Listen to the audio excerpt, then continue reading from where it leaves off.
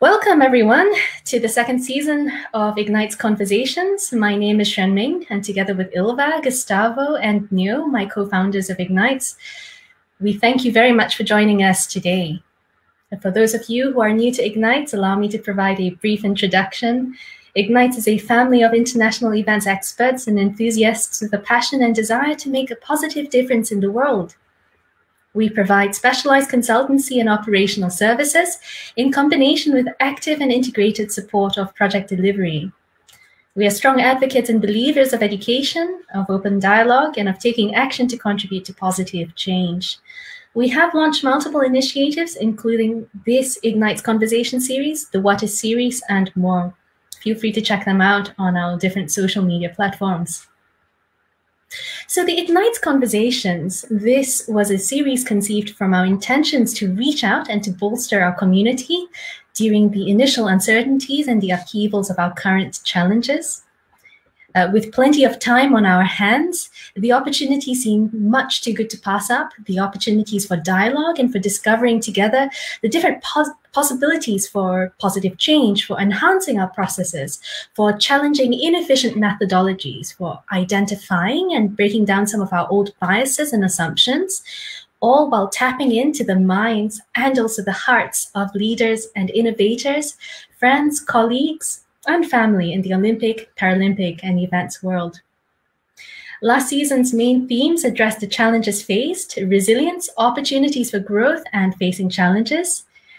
Now, that was framed in the context of COVID-19 pandemic and was meant as a reminder to many of our audience who were struggling with that uncertainty that we are in fact not helpless, that while recognizing and accepting the reality that we face, we can foster hope as the foundation for moving forward. This season, we will be addressing the themes of accessibility, of inspiration, and of empowerment. As always, we hope that these sharings will contribute to the pooling of knowledge, to ideas, and to best practices that we can all learn from.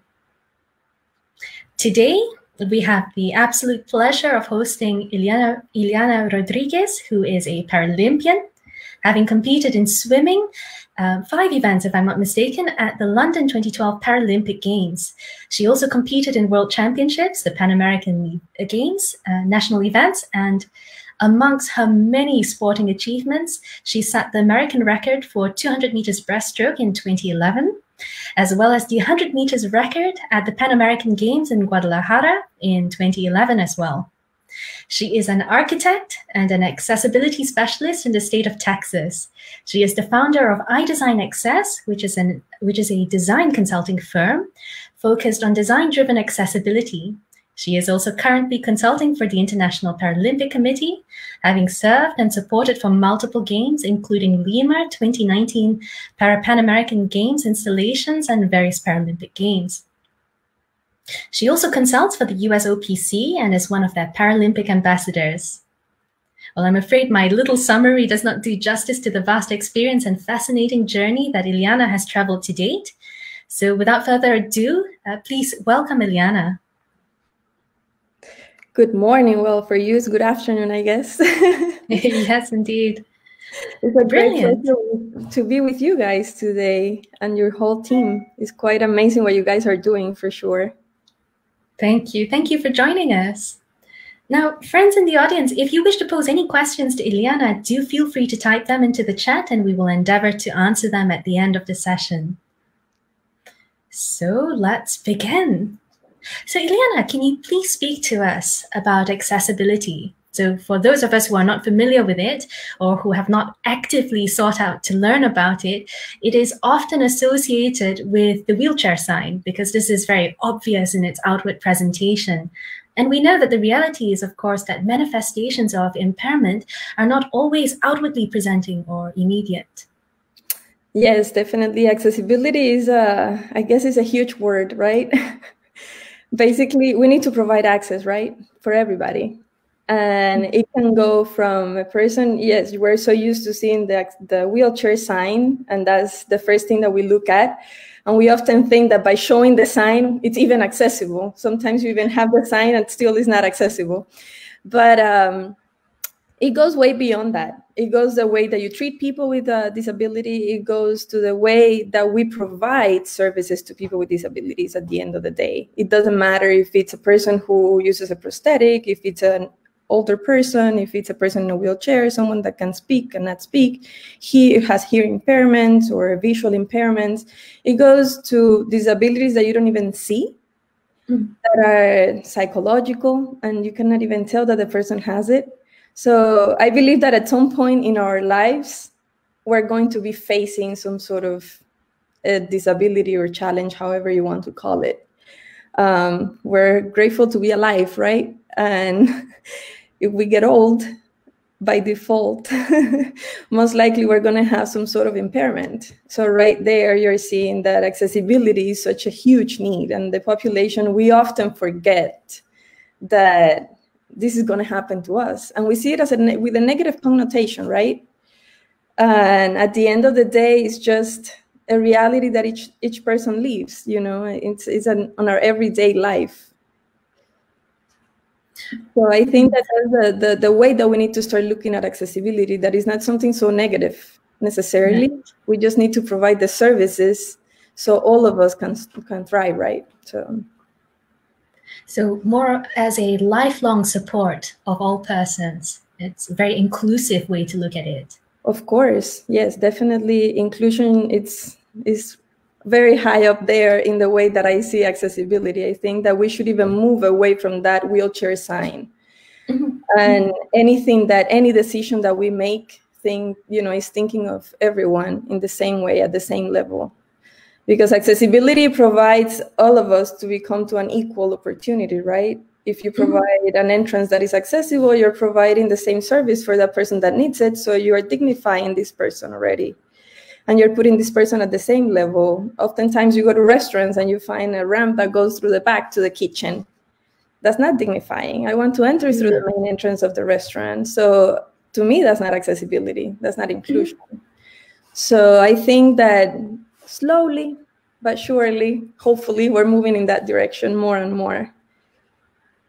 Absolutely. Thank you. From what you have just shared with us, what does accessibility mean for the games, in fact? And so what does that involve? And, probably a really big question, what does the planning and delivery entail? It involves a lot of things. Yes. I'm sorry, I spoke over you, but I think for the games is huge. For the games is huge because oftentimes we think that we need to provide it for the Paralympic Games. But the reality is that you need it in the Olympics as well. And by providing it on the Olympic Games, you're already paving the surface for the Paralympics, right? But in the Olympics, you're inspiring people. This is the job of the Olympics, right? And the Paralympics as well, to inspire people around the world. The event is about that. So you want to provide access to as many people as you can. So on the spectator areas, for example, on the Olympic Games, is huge to make it accessible so anybody can come and enjoy the games and feel included in the experience. So for the planning of the games is a long process, The games, they're not planned in one day. It's a very long project. But I think accessibility should be in every single function of the games. It shouldn't stop just at the venues. It should be at the volunteers. Volunteers should be aware what accessibility means, what people with disability require to have the appropriate service during the games. Is the people that serve you at the airport when you arrive in the city. To me, this is huge because this is the gate into the city. And if you don't really train these people on how to properly treat people with disabilities when they arrive at the games, your experience is already starting at the wrong level. And then we enter in a cultural problem because the games can be celebrated anywhere. And our world is not ready. It's not ready yet. There is a lot of countries that this is a foreign word for them. Being inclusive, being equal is a very big challenge for many cultures because it's not even in their legislation, it's not in their political approach to people with disabilities. So there is no services implied in many of these countries. So we face that challenge first. on how do you start changing the mind of people, right? And then after you kind of work with the culture, then you need to make an even bigger push to change the infrastructure. And they cannot go without each other. You cannot pretend that your culture is going to be inclusive if you're not providing an environment that is inclusive or accessible. So they need to go hand in hand. So to me, the beauty of the games is that you have enough time to change this way of thinking. But at the same time, the challenge is a very long one. So it can get very tough at times, but we keep on trying. At the Paralympic Games, this is something that we live for. So. Indeed. And I also think about what you mentioned about educating volunteers, educating the local team members, just educating everyone in general, the public. That is a form of empowerment, really.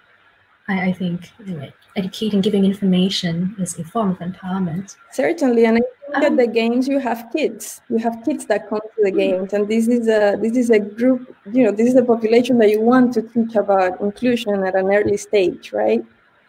And if you don't provide the services during the games, when these kids come, they're gonna see the kids do not have the mind that we have as adults. All the biases and all these things. So you bring a kid and you see all these people with disabilities in the stage doing the same. They're just doing sports, and we're celebrating sports, and that's what matters there. It doesn't matter if you have a disability or you don't have a disability. What matters is the fact that you can do what you like, which is sports. And if you can start influencing the minds of these kids by seeing that, you already have a generation that is going to be thinking differently about this topic. And to me, that's a huge legacy of the games. That is a really powerful and hopeful message. I'm getting goosebumps listening to it, actually. But in speaking about the games, and so we talked about education, and so one of the stakeholders, for example, is our volunteers. They are part of our family. What about the different stakeholders you have to work with? What are some of the main challenges that you face, for example? And I suppose, in a sense, what are the key differences in working with the games? And I suppose because of those key differences, what are some, so from games to games, I mean, the key differences. So because of those key differences, what are some principles that we can hold on to as we navigate these differences that we have to work with as we move from games to games, for example? I think the biggest difference is culture. Honestly, I think this is the biggest thing. And if you think about discrimination as the biggest challenge, which is the problem at the end of the day, because if you don't provide accessibility, you're discriminating a person, basically, from having a service. And this happens at the level of disabilities. This happens at a racial level. But at a racial level, what you have is discrimination because you have a different race, plus a culture that whether the culture accepts you or doesn't accept you and decides to discriminate you. So that's racism, right? In terms of accessibility, it's different because you not only have the culture, but you also have the environment that is not helping you. So you have the disability, which is how the person looks, and then you add the culture plus the environment. So when you change from country to country, that's the biggest challenge you still have. That challenge never goes away, culture and environment. Because you can land in a country where culturally it's more ready, but again, also the game brings a whole different level of need because you have a whole city that is going to have to provide for a number of people that this city has never had to provide before accessibility. Even if the country already has laws and regulations and everything, when you come to the Paralympic Games, accessibility is at a whole different level because the 5% that you might have in your city that you planned your city for, at the games, you bring it up to a 90%. So now if you had an elevator, that elevator needs to, instead of taking 2 people, it's going to have to take 20 people. So what if that elevator breaks? What's your alternative plan for that? In your city, if that happens at a train station, you simply call for a service, and it's something that is going to happen from time to time if we're talking about a city that the infrastructure is already accessible. Now, if we talk about cities that the infrastructure is not there yet, I think for me, it's the biggest challenge, but it's the most entertaining one. I love it because that's when you can really make a big difference. You can make a big difference because you can really, really, really leave a good legacy if they want to do the job. And oftentimes you find, I had that experience with Lima, Peru, that they were so open to, well, they were very stubborn at the beginning, but when we had that cultural break, they were very open because they saw the opportunity on making things accessible. And even right now, after all of this COVID-19 and all of that, many of the venues in Lima, because of that fact, have been the home for a lot of the services that the city's been providing to people who have COVID-19. So these are the things that we need to think of. Like, what are you leaving behind on these places that don't have any accessibility, right? So I think that's the beauty of my job, right? And I enjoy it a lot.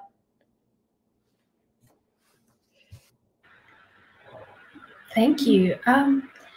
Now, you've spoken about the possibilities of change and I think you've given a few examples about physical venues. And I know that you mentioned it's not only about the physicality of physical accessibilities is just one part of the equation. But I'm going to bring out a cynical point of view here and ask, often financial reasons are cited for not including accessible solutions. And especially when you think about big projects of having to build or to change structures or infrastructures.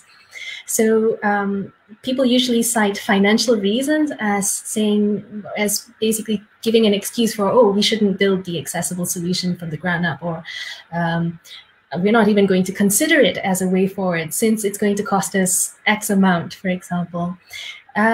From the perspective of organizing a games and supporting and witnessing the life cycles of multiple games, can you give us some insights into the matter of finance as it pertains to accessibility? Because I think it's much more nuanced than that, but I think that this sort of attitude towards financial reasons is a little bit limiting. I'm going to give you the short answer and then the long one. That is a big excuse. Yeah. It's a huge excuse to not put the effort. That's my short answer. Yes, there is some financial burden to it, especially on infrastructure that is already there. But also it's a very narrow way of looking at it when you think that way. And the reason for that is because they're not looking at the return on investment. You leave a venue that is not accessible, the world is evolving, and we're getting old.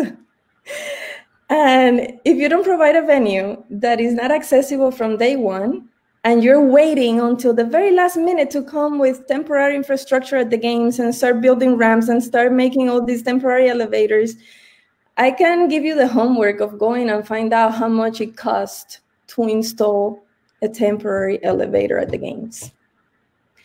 And then I'm going to tell you to go and find out how much it will cost to plan for an elevator before you even put the first foot on the ground. And you will be surprised. One, yes, you have maintenance afterwards. You have other issues that you need to take care of it. You know, when you build an elevator that is going to be there forever, there's maintenance and there's other things that come with it. But again, you're providing a service for more people. So hopefully your revenues for that venue are going to come to provide service for everyone. So you're going to have a better revenue. Hence, you're going to have, you know, a better business to run. So if you want to look at money, at the end of the day, you're losing money but not making it accessible. Think of it's as simple as thinking of a restaurant. I always sometimes I get invited to speak to students, and I'm like, okay, we all love eating, right? So let's think about a restaurant level. You go to a restaurant, I hate eating by myself, right? I'm not going to show up to a restaurant by myself, but guess what? My friends are not going to show up to a restaurant that is not accessible because of myself. So most likely, if you didn't make your restaurant accessible, you're already losing a bunch of people that could have come and, you know, be in your business. So cities is the same thing. You want to have a city that is visited by tourists. You want to have a city that is welcoming people. Then you have to make it accessible. Retired people are the ones that have time and money to be able to do these things. And you don't retire at 30. I mean, some people do, and I envy them, but most of people don't. So I think we have to start, you know, shifting our mind a little bit to start thinking that, you know, there is a return on investment. And there's studies that show this. This is not something I'm making up. There is studies that have been done that prove what I'm saying. And I think we need to start thinking more and more into those terms. Mm-hmm. Well, that's great. So I say to our audience, don't be afraid. Go out there. The numbers are out there. Go and do the research and use it to back you up, because absolutely there's really no excuse. If you have numbers that back it up, there's genuinely no excuse. Be proactive about it. And I think if we were proactive and we went out and did research ourselves as well, it would open a world to us that we never knew existed. Yeah. Thank you for sharing that. So continuing to talk about challenges with different aspects of games, and I think many people in our audience can empathize with this. We often find ourselves repeating the same recommendations, the same interventions, and the same struggles and challenges. We bring them, well, it's not so much that we bring them from games to games, but at every games that we end up working with, or we have the honor of working with, some of these things just keep coming up. And this is definitely, I am 100% sure, this is definitely the case for those who work with accessibility. It's definitely the case for our friends in Paralympic Games integration team. So how do you keep up your spirits, and what is it that keeps your hope alive? Well, I love what I do. That's the first thing, and I love sports.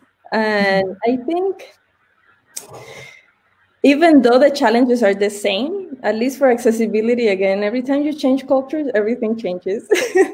So I have learned to, just telling a friend that I'm like, I think that my job is actually understand culture. Then we talk about accessibility. I think that's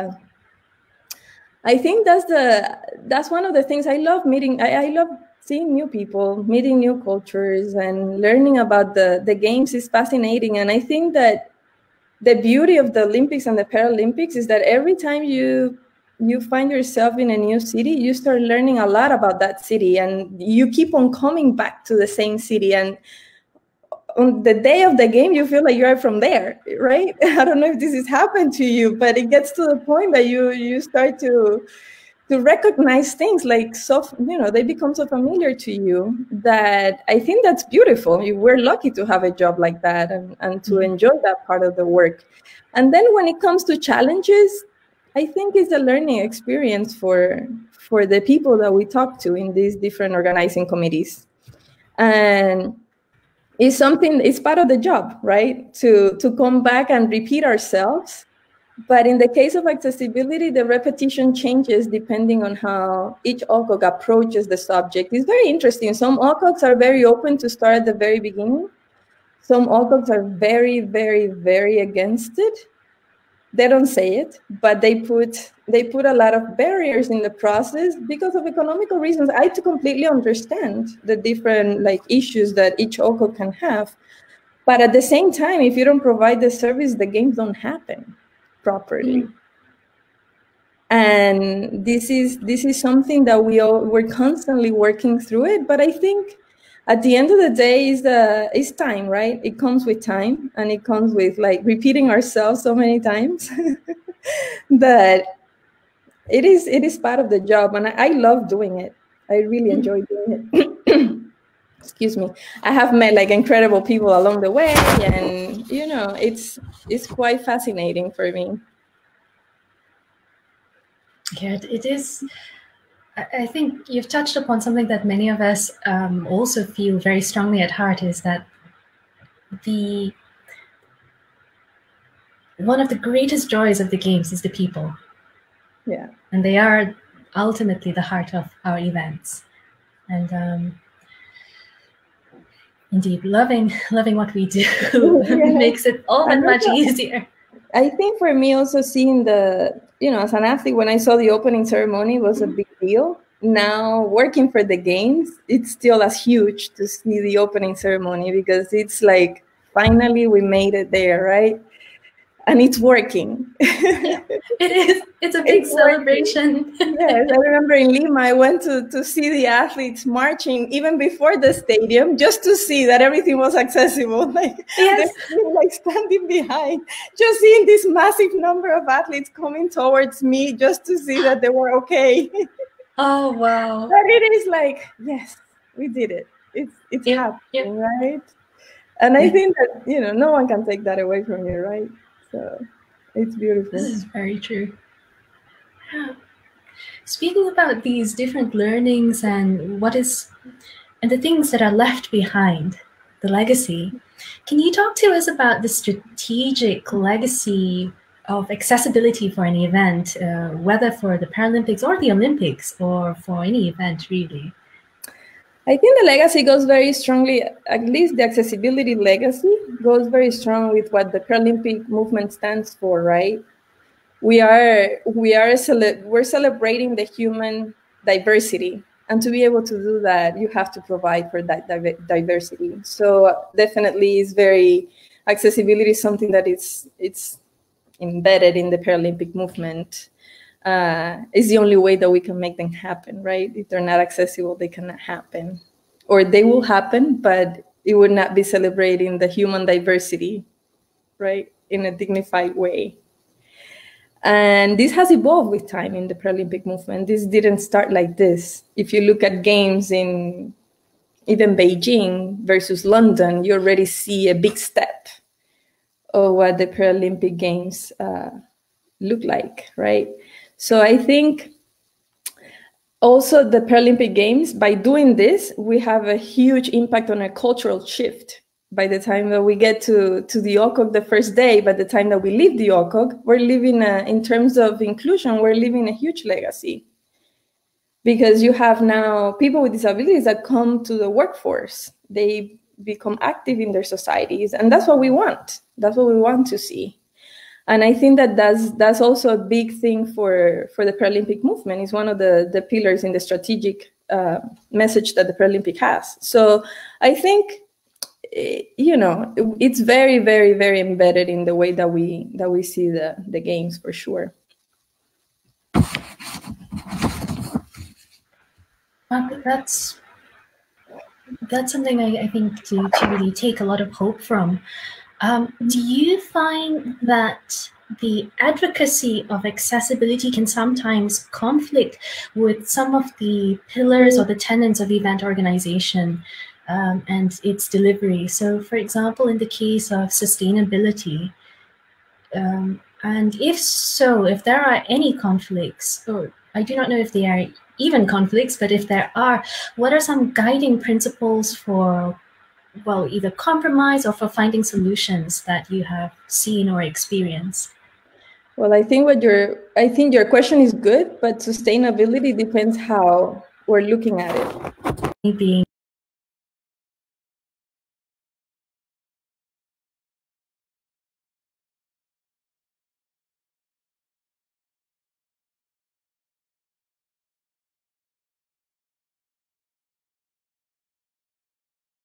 elements as well. So thank you for highlighting this. What about, and you mentioned this very briefly, your thoughts and your experiences as an athlete. So being an athlete, I think you also gained a different depth of experience to the question of accessibility. Could you share some of this with us? Certainly, I think for me, one of the reasons why I think I went into this route was after having to, living at the Olympic Training Center in Colorado Springs for 3 years.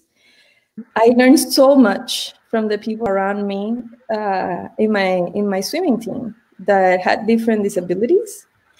And I was fascinated by the way that each of us maneuver, right? To give it a word.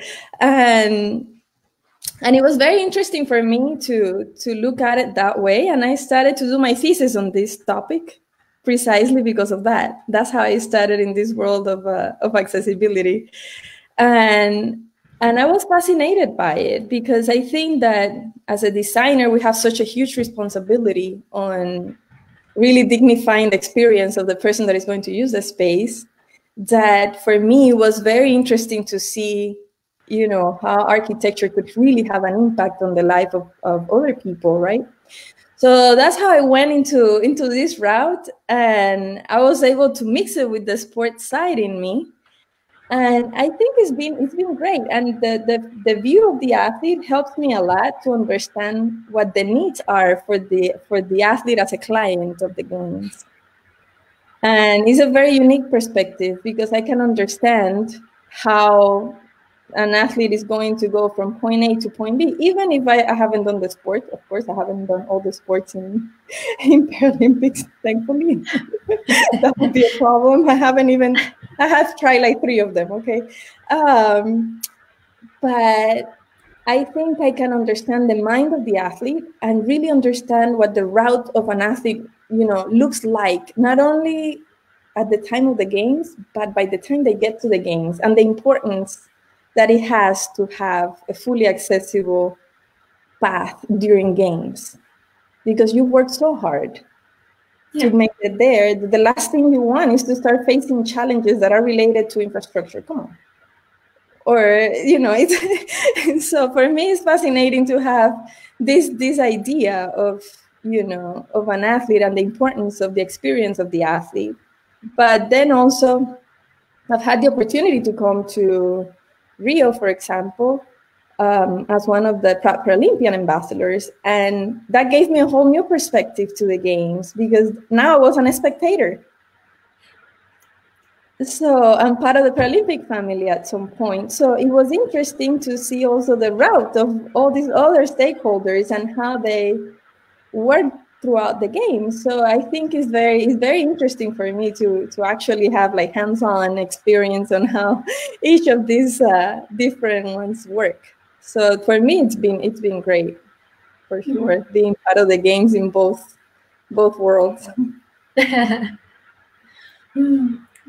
What you just said actually reminded me during one of the sessions that we had with the IPC, I believe it was the medical commissioner or medical representative who was talking to us, and they said that they had done studies to see how athletes how much distance an athlete covers during the games compared with on their regular lives when they do their training or when they live effectively.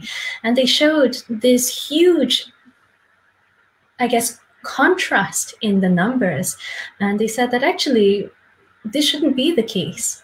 And so they're saying, we need to look for these opportunities to see how we can start bringing these numbers together.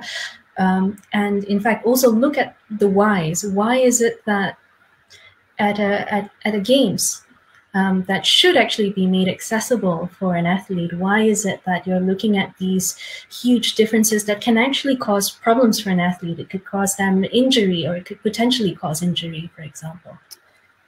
That's a very interesting question. I haven't seen the numbers from the medical team, but I can see what they mean by it from an athlete perspective, and now working on the other side, where villages are huge.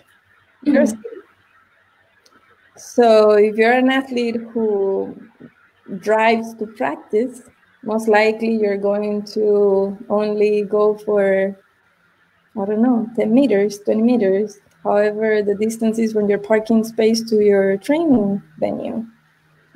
Where in the village, you're not driving anywhere, no one is taking you anywhere, and you have to take yourself. So there is ways to mitigate that, by being smart on the way that we design it. But the problem with that too is that we need to leave a good legacy for the city, and we have to be respectful of the legacy. I think the game shouldn't come and leave a burden in the city, like by no means. So there has to be a balance between the two. And it's tough to find that balance.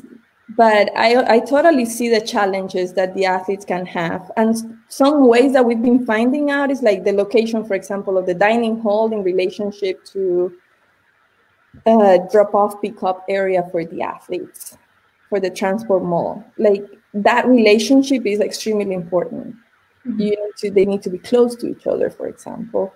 And these are like small details like that, which are temporary infrastructure most of the time, depending on the city that is organizing the games. But most of the time it's a temporary infrastructure where you have a little bit of more flexibility on where you place it. So I think we need to be very smart when we think about this approach to where you're going to place your temporary infrastructure, for sure. Mm-hmm. And I think we should keep on moving that way. The other factor is that more conversations like this need to happen, right, between teams that are looking at this type of issues versus teams that are finding the solutions, right? Because a lot of time I think there is a lot of miscommunication between those, the different functional areas. And that's why I keep on telling you, like, it's the same thing with accessibility. You sometimes have it in the Paralympic integration team, but this person never talks to the rest of the functional areas in the games. So it's extremely hard to really transfer the message. And that's when you start finding a lot of issues. Mm-hmm.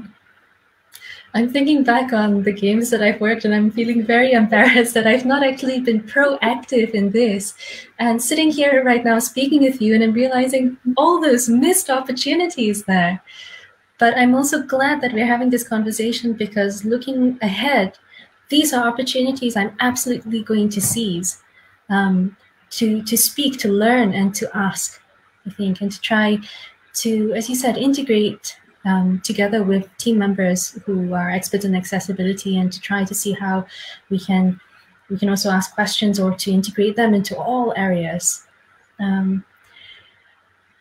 What a lot of opportunities for the future. It's exciting. No, and I'm grateful that you guys are like starting to have this conversation in this season, because it's hard to find people who are not necessarily within the Paralympic movement or in the topic of accessibility bringing up the subject. So I find it very encouraging that you guys are doing this right now, because it means that, we all should be having similar conversations, because it has an impact at all levels. Mm-hmm. Yeah.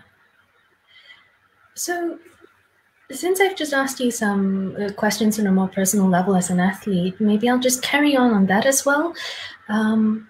There are many insidious ways that we as a society, or in our various societies, actually, in our various cultures, we put up barriers for those around us, and we discriminate. And it doesn't matter if it's, as I think you also touched on this before, it doesn't matter if it's someone who has disability or if it's just anybody. It could be a question of race, it could be a question of opinion, but we have these various biases and learned behaviors that we are sometimes oblivious to as well. Can you perhaps share some of these pitfalls, and maybe not only how to avoid them, but to begin learning about them? Because I'm sure that there are lots of biases and learned ideas that I have that I'm not even aware of. And possibly if there was a resource or somewhere that I could tap into to read or to listen, it can help me reveal these biases or these misunderstandings.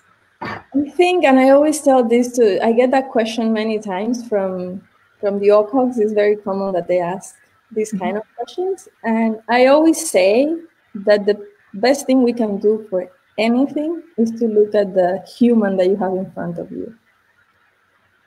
If you see the human that you have in front of you, you don't see the race, you don't see the disability, you don't see if it's young, if it's old, if it's big, if it's small, if it's tall, if it's short. It doesn't matter. And I think that that's the beginning to start breaking some of these barriers, right?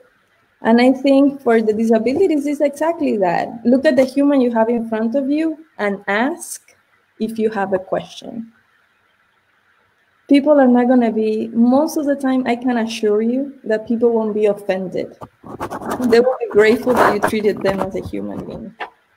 Yeah. So that's all you have to do. And I think that it's simple to say it, very hard to do, but I think it comes with practice.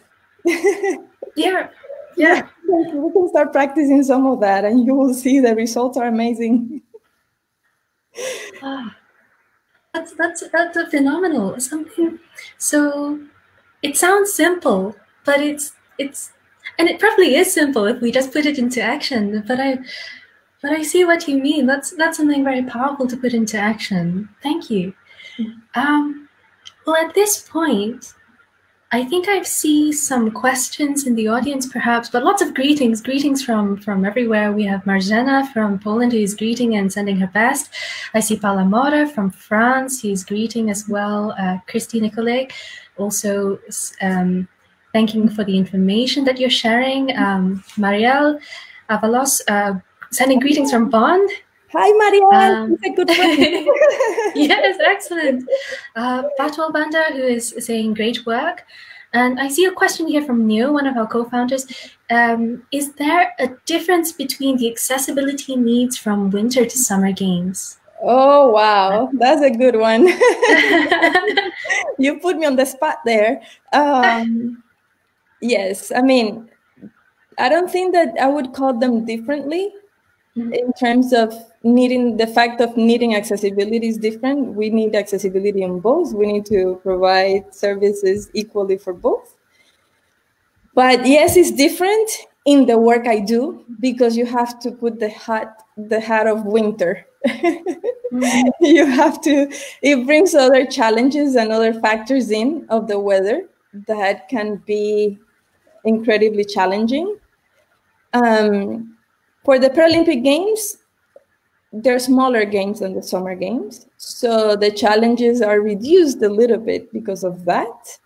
But also the winter games, most of the times they're in places full of challenges in the topography. So we have a lot of mountains, we have, so then accessibility in the venues become another challenge as well. And if you happen to have a snowstorm that cover everything in snow, you need to have a very good plan in place to provide accessibility back to everyone. Yeah. The last thing you want is a person or an athlete walking down in the village and falling on the snow, right?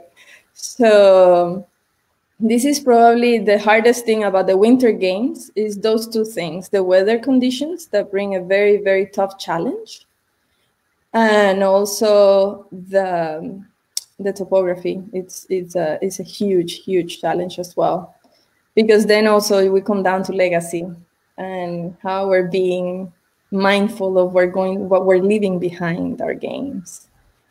And yes, we want to leave accessibility, but we need to balance it out too with the reality that we have in front of us. So the key to that one is to be creative. You have to be very creative to really provide a winter games that are accessible. Also, some of the sports bring different challenges as well on the service that you need to provide for the athletes. For example, the lift is a big challenge for athletes because of the way that the skis are designed and the way that they can transfer into the lift. It's fascinating. It's amazing, but for me as a designer, you see me there, my mind is going in all kinds of ways what you can do and you cannot do. But to me, it's a fascinating challenge, right? To see these things and how athletes deal with it. It's amazing the strength they have. Winter athletes are like super strong, and the way that they move around is amazing. But of course, we want them to be as comfortable as possible and make improvements to every single game that we're in. But it's a big challenge. It's a big challenge for sure, the winter game. So that's a very good question and a big headache for me. I would absolutely love if we could, I don't know, follow you on one of your days and see how you work. But unfortunately, I suppose a lot of things are also happening in your mind. So to be able to see what you're thinking about in terms of design and so forth would be fascinating. It's Oh, funny. goodness. The people that have been closer to me in some of these events, they tell me that they do not want to have my job. So I'm not sure if you want to do that. I do think it will give us a lot more, not only well, okay, maybe understanding is a bit of a stretch because it's obviously, I'm sure, complex in so many ways, but to give us some insight into it will also help us gain, I think, great appreciation for the teams that work so much in the background that we don't see it, we don't feel it, and then the games happen. And I'm actually thinking right now, goodness, who are all the people I haven't thanked for the games running so effectively? It's so hilarious. Yeah, to me as an athlete, I think that was huge for me when I realized now working on the other side, all of the things that go behind scenes that you don't even see as an athlete. For me, London was amazing. The experience I had in London was seamless. Like, it was beautiful. Wow. Like, I enjoyed my time in London. My family enjoyed the time in London. Everything was, for me, it was perfect as an athlete. But then when you see everything that goes behind it to produce an event like that, to produce such a successful event, the work you do is amazing. It's incredible how much work you have to put into this. And a lot of time, nobody sees this, and you're absolutely right. And athletes don't see it because we don't even understand it. We're not, unless, of course, you jump to the other side eventually. But, and I would love to see more athletes doing that, jumping to the other side and seeing what it is about and putting the passion that you have as an athlete into the event itself and the movement, either for the Olympic and the Paralympic. I think it would make both movements even stronger for sure. Oh, goodness. We've taken up a lot of your time. Oh, there you go. Neo is also asking, have you ever recorded yourself at work? I'm watching myself recorded. Sorry. I'm very bad at that. We better not start giving ideas to our various colleagues about things. No. That's the last. Someone following sometimes you. I have all folks that follow me around with a camera, taking pictures or videos and stuff, and I am like, oh my God, turn off that camera, please. I don't like that. Oh, goodness. Yeah. Well, do you have any final thoughts that you wish to share with us before I close this session? Oh, wait, no, before that. Marielle has a question. Oh, Lord. What are key things that you would say are most important to integrate accessibility already into the design process as opposed to doing that as an afterthought? I think at the beginning we touched a little bit on that, but I think it's worth definitely coming back to it. I think that the most important thing is to have accessibility from the very early stages. And when I say early, I'm not talking about drawing something. I'm talking about planning something that is going to be drawn later on. So there's no surprises. So you really include it in your thoughts. It's really in your program. It's really in your budget. It's really there already. So there is not an afterthought.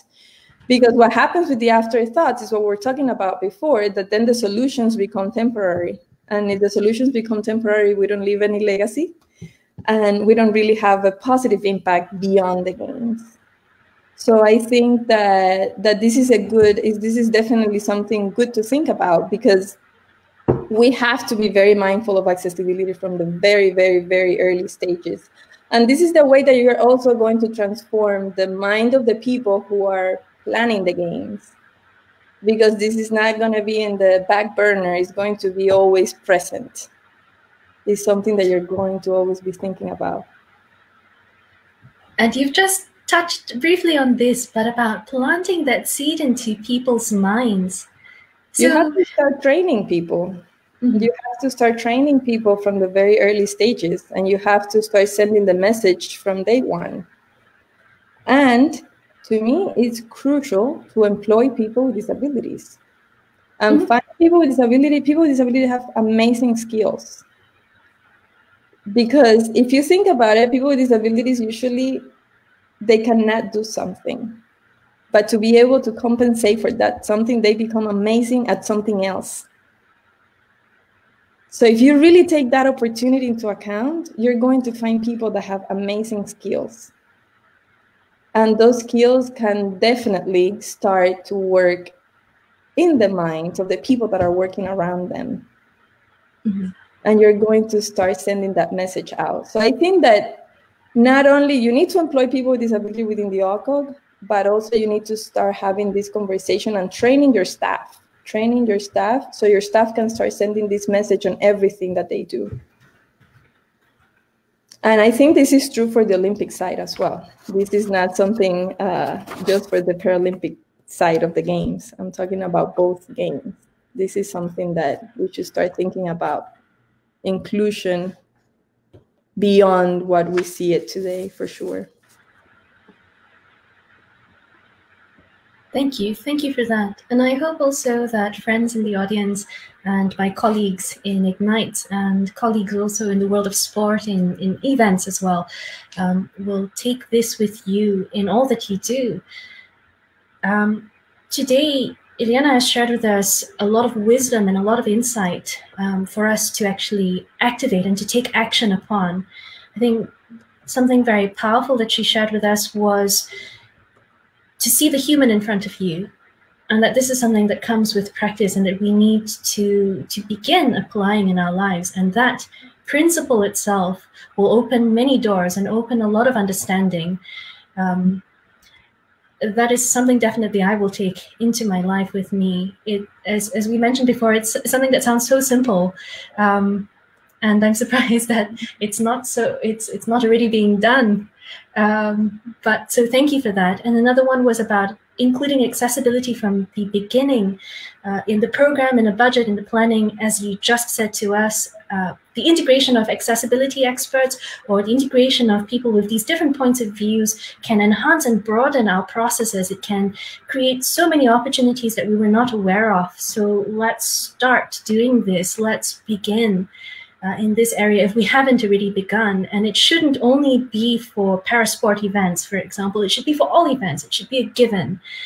And I think something very powerful that you also shared with us is that accessibility leaves an incredible legacy, not only physically, but culturally, in terms of inclusion, in celebrating and dignifying friends and family in our communities. I would go maybe one step further and say, why would we deny ourselves access and interactions to members of our own society, to people we should be considering family and part of our communities? Why do we deny ourselves these interactions with them by creating barriers for them? I think that is our responsibility to rethink the way that we have done things up till now, and to build this into our culture, a culture of inclusion. So thank you so much for your time today. Thank you for all your insights and for sharing with us different ways of moving forward. Really, thank you. No, thank you guys. It's been a pleasure to talk to you these past few days and today for sure with the Ignite team. So I'm glad we're here talking about this topic, and I really hope that more people would join conversations like this with you guys, that this doesn't stop here. So I look forward to this season and I wish you the best of luck with what's coming up in the next weeks. Thank you. To everyone, let us meet again, absolutely. And let us meet again on our next conversation. So we will be hosting our next conversation later in October, when we continue to discuss questions of accessibility, inspiration, and empowerment. We have several very exciting guests. I can't tell you how excited I am about this. I really can't wait to hear from them. And I know that you will find them empowering and inspiring. just as Ileana has been for us today. So may hope continue to permeate and punctuate all of your days. Keep calm, keep washing your hands, and see you all very soon. Thank you. Thank you.